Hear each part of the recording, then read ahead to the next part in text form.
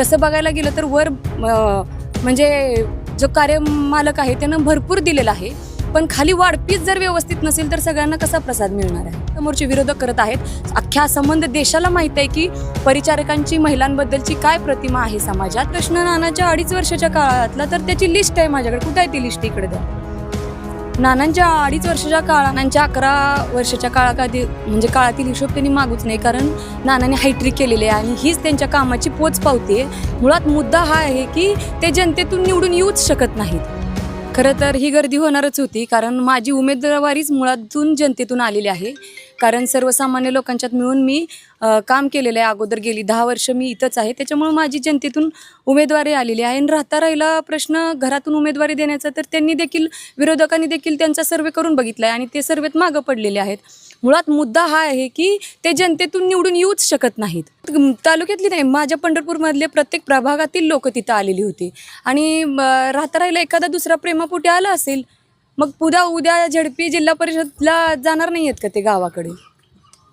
हे बघा, नानांच्या 11 वर्षाच्या म्हणजे काळातील हिशोब त्यांनी मागूच नाही, कारण नानाने हायट्रिक केलेले आहे आणि हीच त्यांच्या कामाची पोच पावते. म्हणून लोकांनी त्यांना 3 टर्म निवडून दिलं. आणि राहिला प्रश्न नानाच्या 2.5 वर्षाच्या काळातला तर त्याची लिस्ट आहे माझ्याकडे. कुठे आहे ती लिस्ट? इकडे द्या.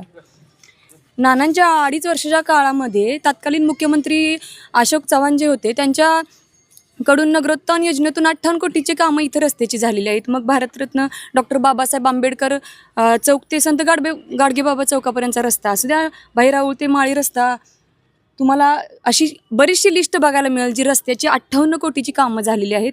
आणि इसबावीच्या ठिकाणी 10 लिटर पाण्याच्या टाकीचं काम नानांच्या इथं झालेलं आहे. 10 लाख लिटर टाकीचं काम नानांच्या माध्यमातून झालेलं आहे.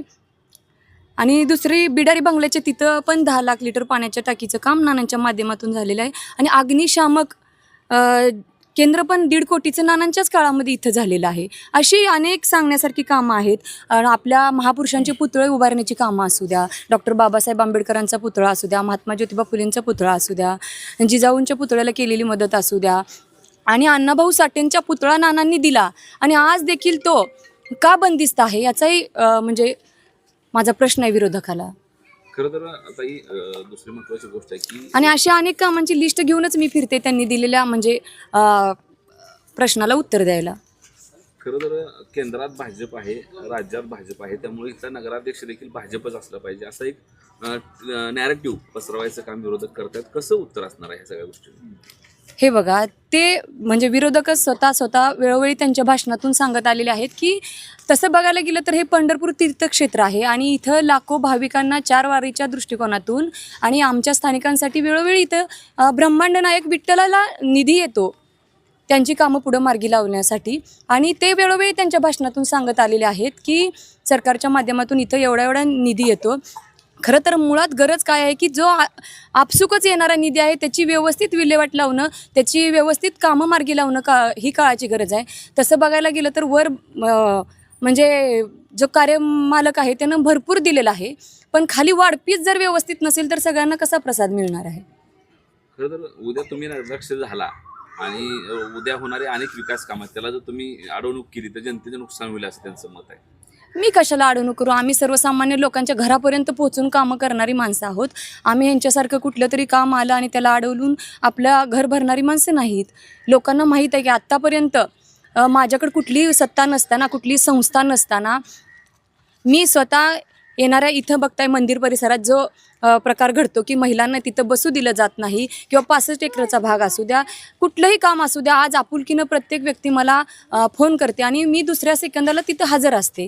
आणि ह्या माध्यमातून मी अगोदर काम केलेलं आहे. प्रत्येक लोकांच्या प्रत्येक समाजातील घटकापर्यंत जाऊन त्यांची वेदना जाणून घेऊन मी ती काम केलेलं आहे. मग अशी कितीतरी कामं तुम्हाला सोशल मीडियाच्या माध्यमातून तुम्ही बघितलेली आहेत. खरं तर अजून एक आरोप आहे त्यांचा की तुम्ही लोक भालके कंपनी फक्त इलेक्शनच्या तोंडावर बाहेर पडता आणि इतर वेळी तुम्ही लोकांमध्ये नसता असा त्यांचा आरोप आहे. कसं उत्तर आहे याला? हे बघा, खरं तसं बघायला गेलं तर मागच्या 23 नोव्हेंबरला इलेक्शनचा रिझल्ट लागला. त्याच दिवशीच्या संध्याकाळपासून आमच्या बापूंच्या घरी कार्यक्रम होता. त्या कार्यक्रमाला मी स्वतः हजेरी लावली होती. इथं आहेत बापू साक्षीला. तसं बघायला गेलं तर तालुक्यातील दुसऱ्या इलेक्शनच्या त्याच दिवसापासून म्हणण्यापेक्षा दुसऱ्या दिवशीपासून पण मी कामाला इथं उतरलेले आहे. शहरात कुणाची मयत असू द्या, कुणाचं सुखाचं कार्य असू द्या, दुःखाचं कार्य असू द्या, एखाद्याला साधी कुठलीही अडचण आली असली, पिण्याच्या पाण्याची पाणी पुरवठा एखाद्याला व्यवस्थित झाला नसेल तर त्या ठिकाणी तिथं जाऊन आमच्या बागवान मोहल्ल्यासमोर एक भला मोठा खड्डा पडला होता आणि तो खड्डा कित्येक वर्ष म्हणजे कित्येक दिवस ते बुजवलाच जात नव्हता आणि तिथं बरेचसे ॲक्सिडेंट 1-2 झाले होते. त्या लोकांनी मला तिथं बोलवलं.